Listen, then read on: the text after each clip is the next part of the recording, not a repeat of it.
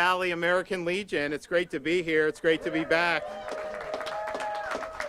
So we have Senator Wright, Senator Burgess. I want to thank them for all their hard work. Representatives Buchanan, Representative Tyler Soroy. I don't think Renner or Hudson are here. They said they may come, or Cindy Stevenson. We have our Executive Director for Florida Department of Veterans Affairs, James Hammer Hartzell. So thank you. Appreciate it. Semper Fi.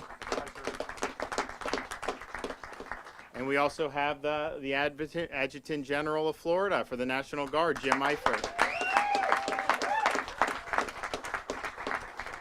Where is Joe Marino? Are you here? Yes, sir, he is. Where are you?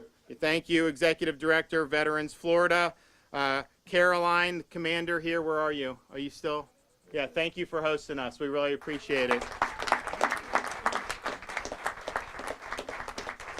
I walked in there and they said, do you recognize it? And I'm like, actually, I don't really recognize it. They're like, good, because we've done a lot of renovations. And so you guys have done a really good job, and we're really excited. I also have my great wife, our great First Lady, Casey, here. We have our oldest daughter, Madison. Wave to the crowd.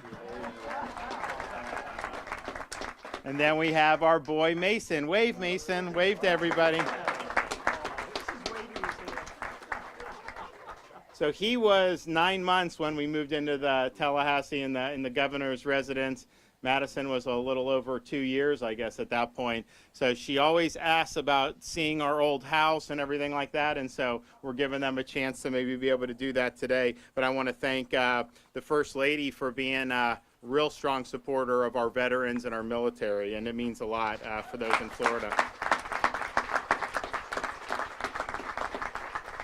You know, we're proud of the military installations that we have in the state of Florida. We're proud of all the active duty, tens of thousands of active duty personnel that perform duties in Florida.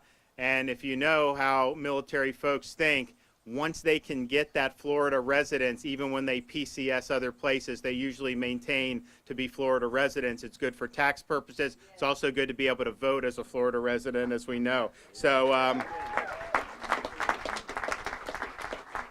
so the result is sometimes people leave service at one of our duty stations, but even if they don't, a lot of them still have the Florida residency, and so this is one of the first places they look to come back once they leave their active duty service. And so we're proud of that. We're also proud. I was with Danny Burgess and a great bunch of folks in Pasco County a couple days ago to sign the budget, our Florida Leads budget.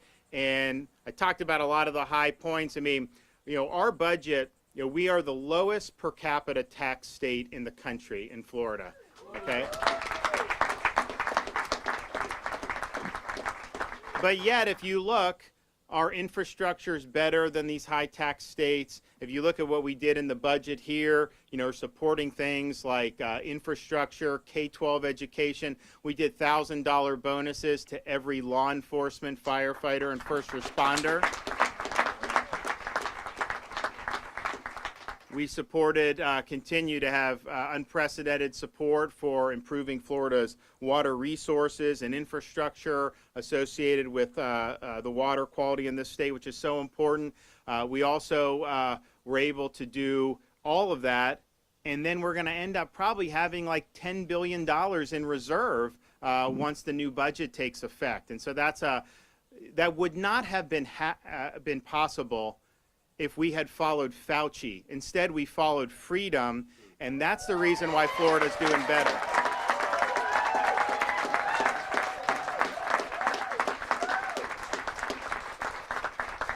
And so we're proud of the fact that our kids were able to go to school, people were able to work, our businesses were able to operate, and many of them now are at the point where they're doing better than they've ever done. And so we're really excited about that. But that was what we needed to do. We were called upon to make sure we were protecting people's rights and freedoms. That's what we did. And this budget that we're doing, we're probably in a stronger fiscal position from a budget perspective than we even were before COVID, and we were pretty strong before COVID. A year ago, if you would have said that, everyone would have said you were nuts. They would have said this is going to be a disaster for the budget. We're going to have a massive hole and all this other stuff. And we didn't know what was going to happen. I vetoed $1 billion. I vetoed a lot of their guys' stuff. I vetoed some of my stuff last year because we just didn't know. But I had confidence that that Floridians were going to bounce back. We started seeing that last summer and the fall, and things really started to do well. So we're in a much better position than anyone was able to predict. Here today, we're highlighting a number of pieces of legislation as well as some of the military and veterans related budget items. So our budget that we did has $28 million for Florida military families, as well as supporting the military presence in Florida. We did $2 million for Florida's Defense Support Task Force, $1.6 million for the Defense Infrastructure Program, $7.2 million for armory maintenance, $2 million for military base protection, including additional security measures for National Guard armories, $4.1 million to support Florida National Guardsmen seeking higher education degrees, and $11 million to support scholarships for children and spouses of deceased or disabled veterans. Thank you. All good.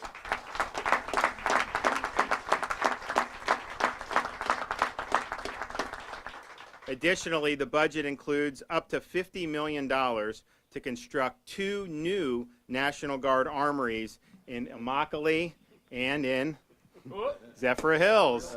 So it's interesting how, you have a Senate president from Pasco County and they get an armory in Zephyr Hills. But we're happy with that. And so we've also partnered, so the budget support is strong, but we've also worked with the legislature to enact some, I think, pretty significant pieces of legislation. So the first bill I'll sign today is House Bill 429, Purple Star Campuses Bill. And under this bill, a military-connected child can expect, under the bill recognizes that under normal circumstances, a military-connected child can expect to move 6 to 9 times from kindergarten through their high school graduation. And some of you may have been, you run into people, where'd you grow up? Well, I was an Army brat, or I was in the Navy, my dad was moving around, or my mom was moving around. So we understand that reality. We understand that people are coming and going from Florida all the time. We also understand that there are academic challenges that some of these students face as they relocate to new schools when their parents serving in the military is transferred. So this bill embraces military families and ensures access to Florida's world-class school choice options for every military-connected child. The Florida Department of Education, under this bill, will establish a Purple Star Campus program to identify schools that support military-connected children and to demonstrate a commitment to providing support to military families during their transition. So this will include designating a military liaison to directly support families, updating the school website with resources for military students and families, offering a student-led transition program to assist military students acclimate into a new school, expanding staff professional development training opportunities on issues relating to military students, and reserving controlled open enrollment seats for military-connected students to utilize to ensure school choice no matter the time of year that the military transfer takes place. So we think that that's a good piece of legislation, and we look forward to signing that. We're also going to sign House Bill 435 about veterans training and employment. And what we'll do with this bill is break new ground by becoming the first state in the nation to codify in law a statewide skill bridge initiative that matches service members separating or retiring from Florida's 21 military installations and from those across the country with Florida's boundless career opportunities. We're already hearing this bill will likely become a model for other states to use. This creates a statewide awareness and employment program built on the DoD Skill Bridge program through Veterans Florida, public-private created within our Department of Veterans Affairs, whose purpose is to attract and retain veterans and their families by connecting them to employment, training, and educational opportunities. The Skill Bridge program allows service members to gain workforce training with civilian employers while on active duty during their last 180 days as they transition out of the military, helping the folks that stand the post for us to transition from military life to civilian life is an important function. that we need to be able to participate in, and I think that this is really going to be helpful to a lot of veterans. You know, when people are getting out, you know, DOD has different things, but there's not always been a great connection between DOD and the actual communities on the ground. They've worked different ways. I think this is going to help bring that together even more, which is really, really good. We also have and recognize the unique skill set that veterans bring to the table. So I'll sign SB 922, which recognizes that every year about 200,000 service members finish their military service and then re-enter the civilian workforce or enroll in additional education. This bill will authorize state and political entities to waive certain post-secondary educational requirements for employment for eligible service members and veterans. The legislation requires Florida governmental agencies to develop and implement a veterans recruitment plan, which will result in more employment opportunities for veterans. It also enhances preferences given to veterans and their family members when a numerically based selection process is used for hiring. Enhanced veterans preference opportunities expands our ability to attract and retain top talent as another way to ensure Florida remains the most military and veterans friendly state in the nation. And since we're signing these bills today, I also want to let everyone know that on June 9th, when Florida's Career Source Board has their board meeting, which will also be right here in Ponte Vedra Beach, that as part of that meeting, the board will officially be voting on Florida's annual budget for its Workforce Innovation and Opportunity Act funding. This is funding that goes to agencies like Career Source, the Department of Education, and the Department of Economic Opportunity. As part of this, 15% of the funds can be reserved by a state's governor for discretionary purposes to support innovative projects that enhance opportunities for employment and economic opportunity. So I've approved about $26 million as the governor's share for that plan, and we will have at least $7 million and maybe more dedicated to expand employment pathways and support services for Florida's veterans and for Florida's military spouses, and we'll be focusing specifically on homeless and disabled veterans. These $7 million in funds will provide targeted in-demand employment opportunities through career, training, and support services to active duty military spouses and veterans facing barriers to employment. So unemployment for veterans increased like everybody in 2020. Labor force participation decreased in 2020.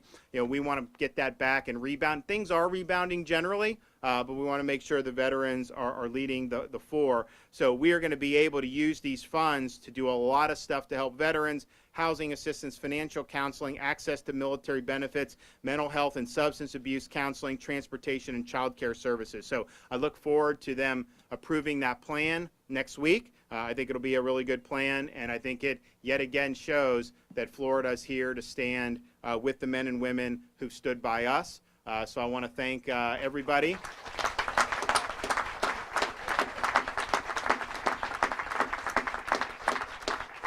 I want to thank everybody for being here, and I want to thank all these legislators who helped make it happen. We're going to hear from a number of them, and then I will go ahead and sign the bills into law. So, Senator Wright. Thank you, sir. Thank you very much. Thank you. Thank you, Governor, for allowing me to speak to you for a few moments. I just want everyone here to know that this governor is so veteran friendly, and I am proud to serve under his leadership. As chairman of the Military Veterans and Space Committee here in Florida, we are dedicated to all of our veterans, all of our current serving military members, to make sure that Florida is, in fact, the most veteran-friendly state in the country. Thank you all for being here. All right. Good morning, everybody. It's an honor to be in our governor's neck of the woods. We had the honor of having him back in ours, and we still owe you a pie. We forgot to get the pie from Sunrise Eatery, so I promise we'll deliver on that soon, guys. But when the governor charged us with embarking upon our Forward March initiative, which seems like an eternity ago, these were the things that we learned as we traveled the entire state trying to find where there were gaps in services, where there were areas where we needed to make sure that we were better supporting those who served us. And so, you know, you hear a lot of things where we say we're the most veteran-friendly state in the nation. You go, and it's true, thank God, but it's true because of action. because it's one thing to say it and it's another thing to take action. And we are very blessed to have a governor and a speaker and a Senate president who ensure every day that we're caring for those who cared for and looked over our shoulder and cared for us. And so these are products of those initiatives, of those discoveries, and that drive and desire to make sure that not only are we the most veteran-friendly state in the nation, but that we make sure that as veterans are starting their lives after service, learning how to take that uniform off, because we do such a good job of teaching them how to put it on. We don't necessarily do a great job of teaching them how to take it off. That's right. And so we here in Florida are hoping to be that landing pad, that place where veterans and their families know they can come and they can start their life after service, and that we want their skills, their unique abilities to be here in our state. The 922, the SB 922, I'm so proud of that bill. And it was an honor to work with Representative Buchanan on that, because that bill came from a constituent named Chris. I've known him for years. He's a Navy veteran. Chris is an amazing advocate, a great speaker, and an upstanding citizen, and a great advocate for veterans. And he wanted to apply for, and did apply for, and interviewed for a position that would have allowed him to advocate for veterans, to be a peer-to-peer type position.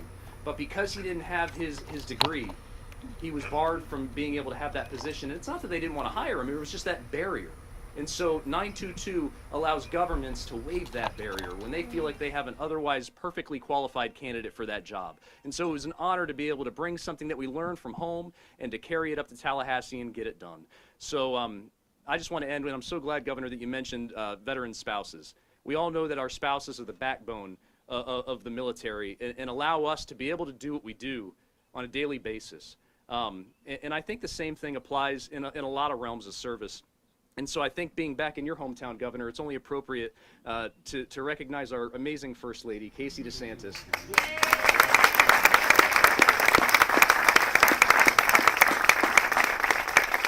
And your three wonderful, beautiful little children. They are just amazing, and I want to thank you, myself and my family, thank you for sharing your daddy with us, because Florida is so much better off because we have your daddy as our governor. Yes, sir.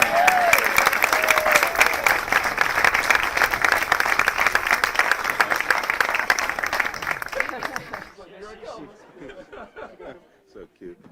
Good morning.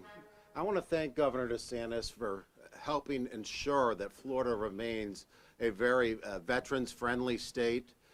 It was an absolute honor to work with my Senate counterpart, Senator Burgess, on this very important piece of legislation. Today is a true win for our veterans here in Florida and for the state.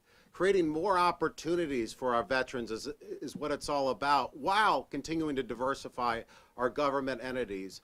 So I'm just so proud to be here with our governor, my Senate counterpart, and thank them for their involvement in this. Thanks. Appreciate you. Tyler? Thank you very much, Governor DeSantis. Ladies and gentlemen, I'm Tyler Soroy from Brevard County. I have the honor having in my county Patrick Air Force Base, which is now our Space Force Base, right here in the state of Florida. It's a pleasure to be with you all today as we renew Florida's commitment to being the most veteran-friendly state in the nation. And the more that I hear you speak, Governor, I really do believe that we should make America Florida. Thank you very much.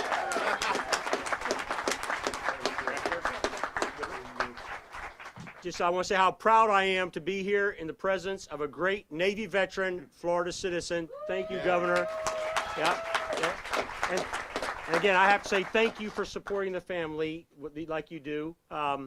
We are the most veteran-friendly state. I want us to also be the most veteran sought-after state in the nation.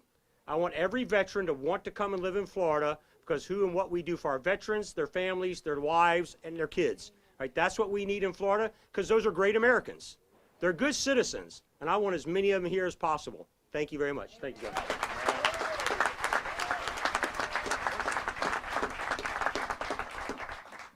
Sure you don't want to say anything? Okay. He's busy preparing for hurricane season. You know, we look at this time of year, and you never know what's going to happen. I'm going to ask the First Lady to come up in a minute. You know, it's interesting. I think about this area. When we got married, we bought our house. It was like 2009. The market was at the bottom. So then we moved to Tallahassee, and we were just like, you know, we didn't know. So we sold the house, made a lot of money. But if I had just left it vacant and just I mean, everything's going up so much. I mean, we're totally priced out of the market. So, but we appreciate it. We also appreciate all these guys that have worked hard to support our veterans. And you know what? The people that wear the uniform in our country, they deserve our support and respect. But so do the people that wear the blue and support our public safety every day.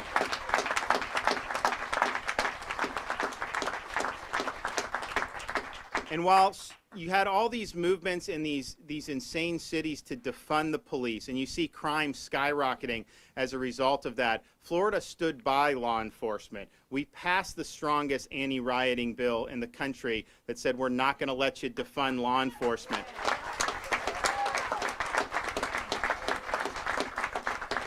And while they were trying to defund law enforcement, we said we'd fund them and then some. And these guys in the legislature approved at my request $1,000 bonuses for every law enforcement, fire, and first responder of the state of Florida. So we're proud of the accomplishments. We're going to sign this into law first, but first the First Lady's got to come up. And I think this is going to be Mason's first ever bill signing. Madison's a pro at it, so you can kind of come up. All right, here, why don't you stand on this side of Dad? So we practice this. So you know what they say about practice. We'll see how it goes. But some people are saying, you know, why are you tempting fate bringing two small children, obviously, to a press conference with cameras where things could go a little awry. But I think it's really important for our family just to say thank you to all of those who have put on the uniform and have served their country with honor and distinction. And not only that, to the families. As a wife of a Navy veteran, a sister of an Air Force pilot, the sister-in-law of an Air Force pilot, the granddaughter of a Coast Guard veteran who served in World War II, it just means a lot. And so it's honestly an honor and a privilege for our family to be here to say thank you, and thank you to the legislature for signing this historic legislation. So thank you.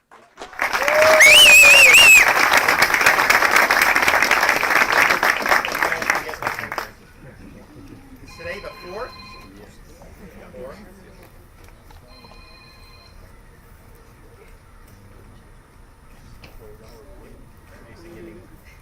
Oh my gosh, how cute are they? So cute. That's cute.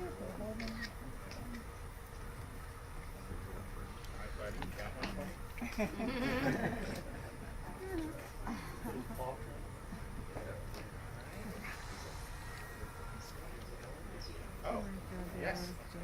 Look at those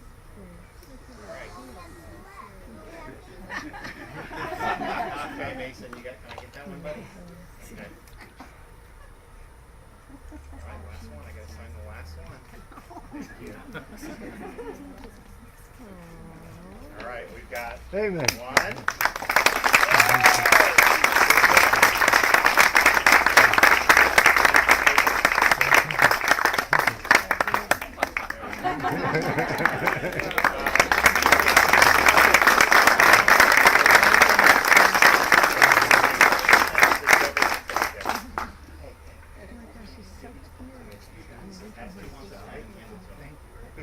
Give them one. Just one.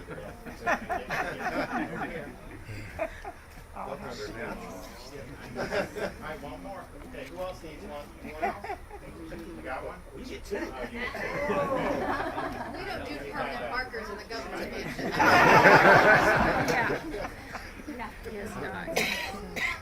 Why don't you take it? You want to keep one for yourself?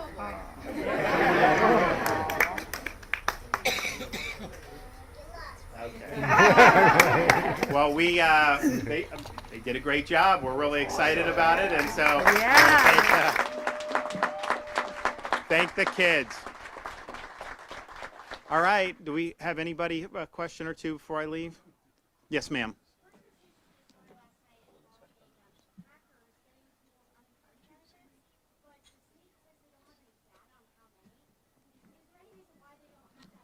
So the question is about trying to hack things like unemployment benefits. Well, I'll refer you to Dane Eagle. I can tell you, Florida, we've prevented billions of dollars in people trying to steal unemployment benefits. And some of these other states, they've lost tens of billions of dollars. You look at like a California. So we absolutely have data on some of the, I know we did $1 billion prevention of theft just in January of this year. So we'll refer you over there. But this has been a constant issue because people realize that there's an ability to get a lot of money. So they create fake identities. They go in there. And that's one of the reasons why when you do things like unemployment, there are some people to say just anyone that signs up, just give it with no verification. The problem with that is that you end up, that's tens of billions of dollars that would get put out. So you do have to do verification. We've done that. We actually process the claims quicker now than we did before COVID. We had much fewer claims then. But the fraud is a big issue across the country. I think Dane and DEO have done a good job, but there has been fraud everywhere. I think there's been less in Florida than some of these other states. But this is a cottage industry that's going on right now. Yes, ma'am.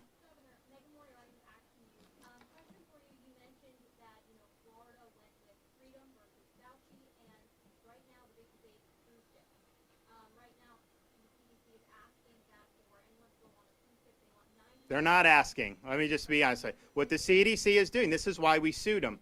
The CDC closed cruise ships for 2 weeks, they claim, last March, and they're still closed. They will issue these fiats. It has no basis in science and certainly no legislative authority for them to be doing this. So they did a conditional sail order in October, and you physically couldn't sail a ship under those conditions. And so we are making no progress. So what we did in Florida, we sued the federal government and we sued CDC to liberate the cruise ships from, basically, this is just an administrative overreach. But, the cruise ships are in a tough spot because the CDC, they may have a role about, enforcing certain things if there's an outbreak or whatever. I don't really know how far that authority extends. I know the authority doesn't extend to mothballing the industry for 15 months. And I know the authority doesn't extend to imposing effectively legislative requirements. And so I think we're going to win the case in district court. There was a mediation attempt. We were basically saying, like, honestly, just let them sail. Fine. But they're very unreasonable at DOJ. They believe, so the kids aren't permitted to be vaccinated under the EUA, and they're at such little risk, most parents are going to decide not to do that because you don't know what the potential problems are going to be.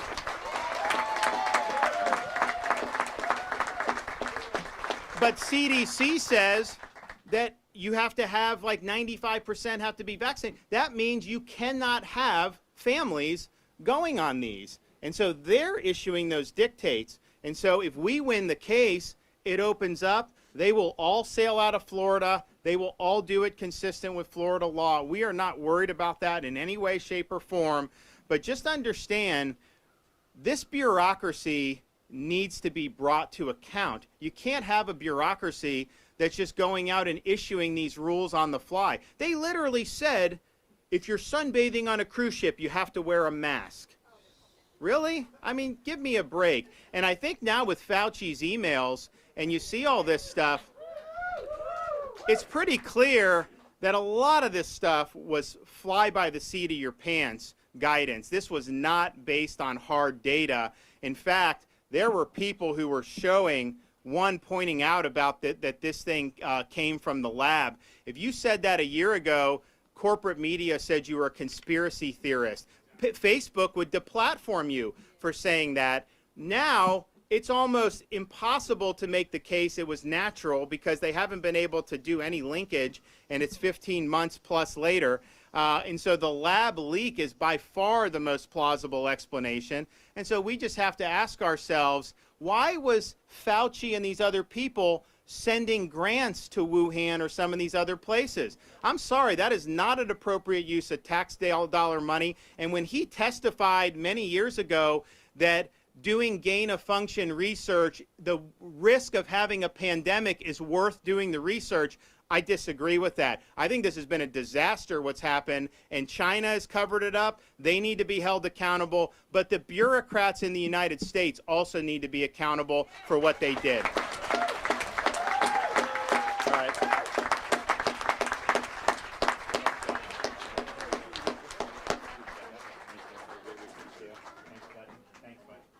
All right, you guys ready? Thank you.